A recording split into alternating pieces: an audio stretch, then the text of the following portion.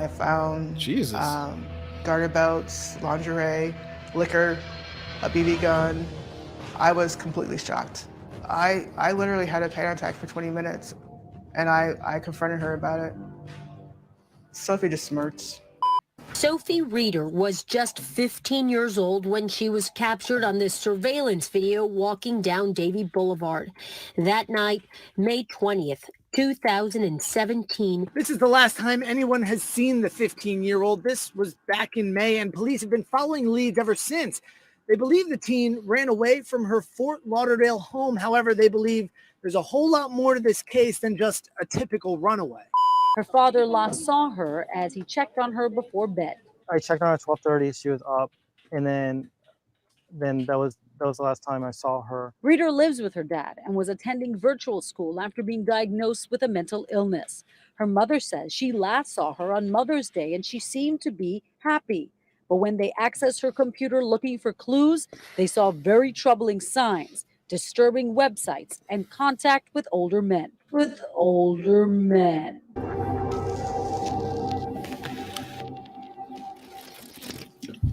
Sophie was a very happy child. I never had any problems with her. As a friend, she was very caring towards me. She's like a flower. She's so pretty. She was very good with art. If she put her mind to it, she would have had a career in art. But Sophie as a teenager was tough.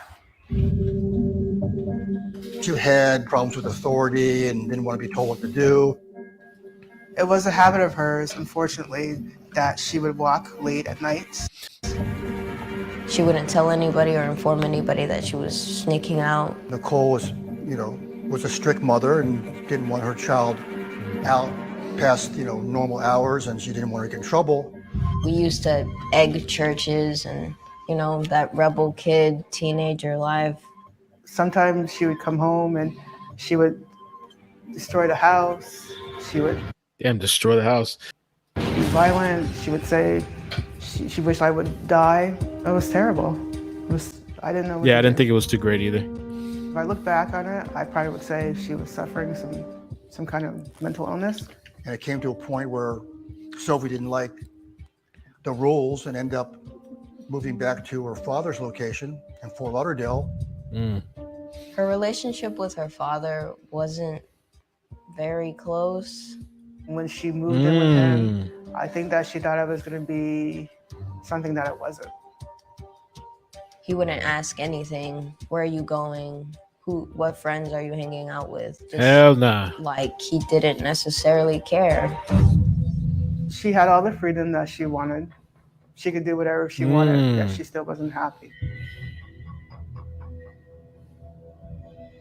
I found garter belts, lingerie, liquor, a BB gun. I was completely shocked. That's the first time I'm hearing this. I didn't know about this. I didn't find this on none of the websites, all the news articles that I looked, the video clips that I looked. I found Jesus. Garter belts, lingerie, liquor, a BB gun. I was completely shocked. I literally had a panic attack for 20 minutes, and I confronted her about it. Sophie just smirks. You could never get a straight answer out of Sophie. Damn. Sophie was. So Mother's Day is the last time that the mother saw Sophie, and then she went to go back to the father. I feel like I got to take that back, man, to take that in, because I'm just so like, what? She moved in with him. I think that she thought it was going to be hell no, something man. that it wasn't. That'd be a problem. He wouldn't ask anything. Where are you going? What friends are you hanging out with? Just like he didn't necessarily care. She had all the freedom that she wanted. She could do whatever she wanted, yet she still wasn't happy. I found garter belts, lingerie, liquor, a BB gun. I was completely shocked. Who's this little girl hanging out with? I had a panic attack for 20 minutes, and I confronted her about it. Sophie just smirks. You could never get a straight answer out of Sophie. Jesus Christ. Sophie was not a confident child. And then all of a sudden, she's like overbearingly confident. She was just saying how beautiful she was, and how she could be a star, how she could be a model. Another girl would walk by and she would say, "Oh, that girl is not as beautiful as I am." I'm like, what are you talking about? Yeah, there was a difference with her. I didn't recognize that person. Whatever you're doing, you need to stop. Jesus. I didn't know this either. She got a call? Her dad had said that he hadn't seen her for 4 days and but she lived at my house. When I heard this news, I was worried. I didn't know what to think. I couldn't even grasp it. I thought she would come back, but she never did.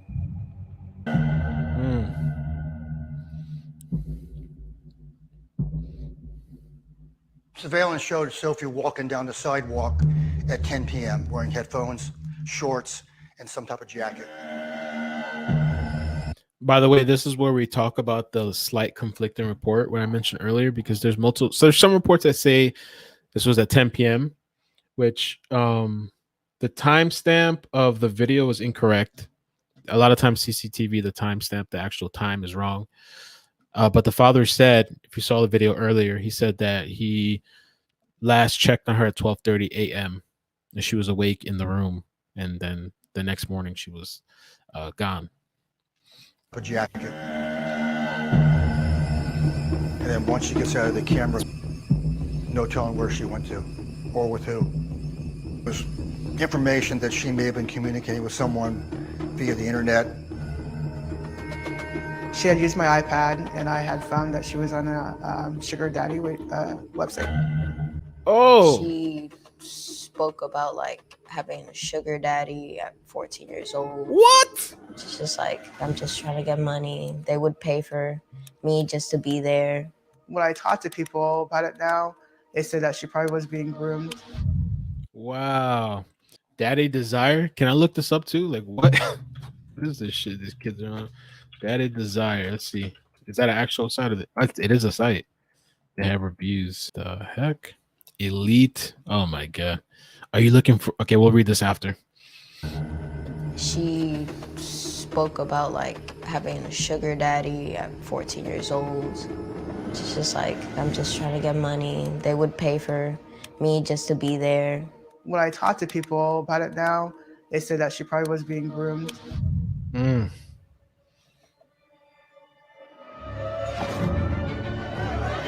The SWAT team went to the house. There were 3 adult black males at the house, also an older black female. Law enforcement recovered, like I said, 30 or 40 cell phones, laptops, headphones. But apparently it wasn't the headphones that Sophie was wearing that she was missing. See, that's important because in the video I just played, the video I posted, this private investigators on video saying that it was her headphones. Phones, laptops, headphones. But apparently it wasn't the headphones that Sophie was wearing that she was Maybe missing. that's why they didn't get anywhere. No one was brought in. No one was charged with any type of crime. I believe that Sophie may be a victim of human trafficking. It's the fact that how quick she disappeared, her cell phone was turned off, and no communications whatsoever with her family, her friends, nobody. Her parents are divorced, and at the time she was living with her father. We know that she did on a regular basis go for walks, so that wasn't necessarily unusual. The unusual part came when she just didn't come back home. Court records obtained by 7 Investigate show Sophie left her father's house with a candle burning in her bedroom and $300 cash in a bag near her bed. All signs she did not run away. She walked down the street, kind of meandered in the area for a while. Then we have her going eastbound on Davie Boulevard. Fort Lauderdale police used cell tower records and Google account locations to make this map of Sophie's route. Security camera video shows Sophie walking through the neighborhood. Fort Lauderdale police used cell tower records and Google account locations. So these are cell tower pings. What's up with this one all the way over here? Davie Boulevard. I used to work by this area too. Broward. I used to work at Broward Medical Health. That area at night can be very sketchy. A lot of homeless people. It's not a place to be walking around at night, especially a young girl. To make this map of Sophie's route, security camera video shows Sophie walking through the neighborhoods. She's by herself. Other than that, we have no idea what she was doing in the area. Sophie's phone either died or was turned off at Southwest 11th Court in Fort Lauderdale. There's no question she was in this neighborhood. Absolutely. That night. That's not into that early morning. Right. And this is her last known whereabouts. It is. Southwest 11th Court in Fort Lauderdale. There's no question she was in this neighborhood. Absolutely. That night. That's not into that early morning. Right. And this is her last known whereabouts. It is. Before her phone signal dropped, detectives believe she was in contact with two men in this neighborhood. Police suspect both men at the time were dealing in dark, dangerous, and illegal underground activity. So you can tell us now, a suspected drug dealer, a suspected trafficker. Yes. Sophie's mom, Nicole, says she had been worried about her daughter. When I went through her room, I saw things like stockings and garter belts. And about her daughter. when I went through her room, I saw things like stockings and garter belts and booze, drugs. And I'm just surprised that she would even think about bringing that to my house. She picked the wrong crowd to hang out with, and I totally believe social media and being on a computer and talking to the wrong people led to her disappearance. Police say Sophie would go on websites to find so-called sugar daddies, men who want relationships with young women. And young women looking for older men can sometimes be forced into sex trafficking. It's very prevalent in South Florida, and unfortunately, it's so easy to get entangled into it and not even know necessarily right away that you're involved in it until you're so deep into it that you don't know how to get out. If Sophie is still alive, this poster shows what she might look like. But what it doesn't show is the type of life Sophie might be living. As a mom, I have conflicted feelings that even if maybe it would be better for her to be dead than have the life that she's having now. What does she have to do to survive? And I just can imagine what kind of hell. I think she's probably strung out on drugs and having a prostitute. That fear is the reason Detective St. Jean will not give up the search. The grim reality is she could be in a very dark situation right now, which is why we're hoping for any tips or any leads that can get us information so that we can locate her safely. She will not close the case until she gets an answer to the question, what happened to Sophie Reeder? An investigation into her disappearance led police to this home in Fort Lauderdale, near Stranahan High School, where Sophie once briefly attended. A search warrant was executed. Now they're looking at this case as a very, very serious crime, either human trafficking, abduction, or possibly murder. This is the first indication that I've seen in the case that they're possibly looking at this case as a murder case. Investigators interviewed 3 men inside of the home and seized 25 cell phones, along with 2 computer towers, ammunition, and a pair of headphones. At the moment, detectives aren't connecting some of the seized items to Sophie, but she has run away in the past. Police believe this time was different. Evidence found on her computer is leading them to think that she may be with a predator or human trafficker. For Sophie's mom, every passing day without knowing where her child is has become gut-wrenching. There's nothing that she's done that would change how much I love her and want her back. And she's truly missed. Again, Sophie Reeder was known to frequent this area, the 1700 block of Southwest 11th Court in Fort Lauderdale. Police, the building that you see behind me, related to her disappearance. 3 men in there that were spoken to, 3 men in that apartment, and 25 cell phones. According to the Local 10 report, Investigators dusted for fingerprints and interviewed the 3 men inside the home, but no arrests were made. They took out 25 cell phones, seized along 2 computer towers, ammunition, a pair of headphones, and the other list of items. Now I'm going to show you the new surveillance that was released this year. I've never seen this video surveillance before. Fort Lauderdale police now releasing this surveillance video of the teen walking through this Fort Lauderdale neighborhood near Stranahan High School. She went walking, and I think she was last seen about 2:30 in the morning. And somebody could have picked her up and kidnapped her and did whatever, or she met somebody online and they convinced her to run away.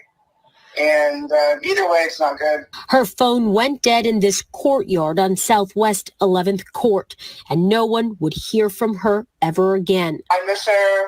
I miss her every day. I wake up and I miss her. I go to bed.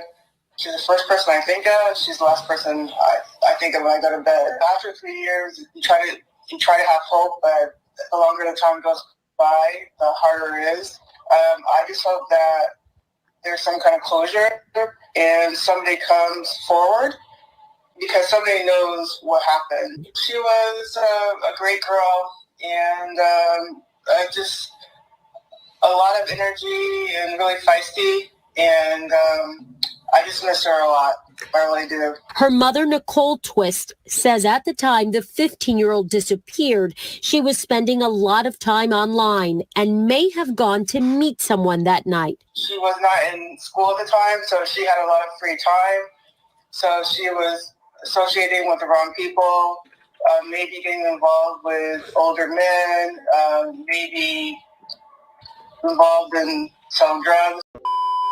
We're going to get into this online post I found last night on Reddit. It was posted this year, somebody claiming to be the mother, Sophie's mom.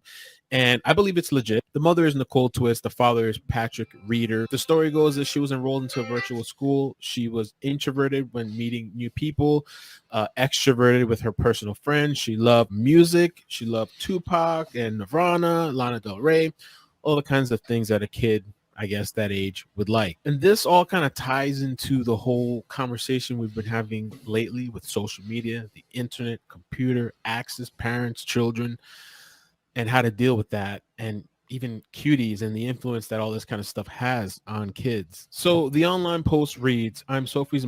So I just wanted to pause it here real quick for the new people joining. I just wanted to spread this story because this story never got a lot of attention. This story is not a trending story. This is a cold case. I posted it originally in 2019 when I was smaller. So please, if you could share the video or whatever you can do, I'd appreciate that. Mom, she will be 18 on February 19th. I see a lot of comments regarding where was her mom. I was there. Sophie was very strong and opinionated. Her father and I did not have a great relationship since she was 7. She was put in the middle of a nasty custody war.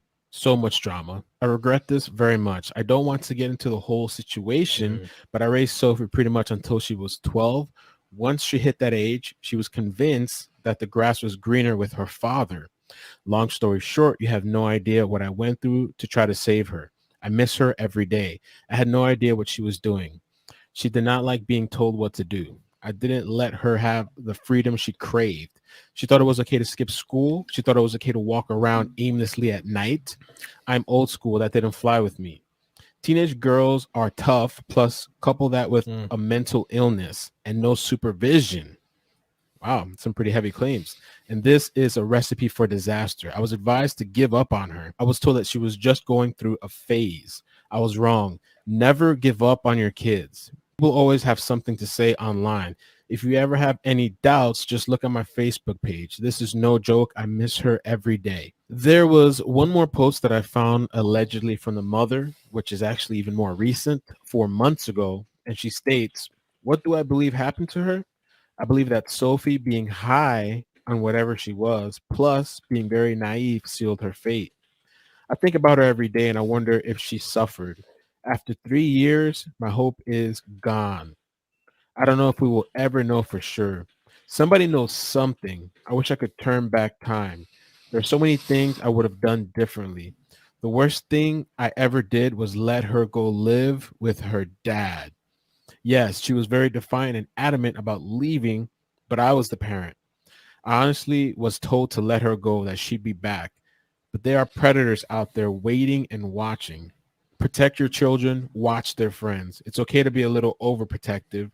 They will hate it now, but appreciate it in the long run. Take care, everyone. I want to see her. I just want to talk to her, say I love you again. Sophie's father, Patrick, made a public plea with police. At the time she disappeared, Sophie was living with her dad, enrolled in a virtual school. She had run away before. I think about her prom, her Sweet 16, and everything that she's missing. According to Miami CBS Local, the mother in 2018 found a picture online that resembled her daughter, and she believes this picture was taken after she went missing. Sophie's mother, Nicole Twist, showed us a photo of Sophie she found on the internet.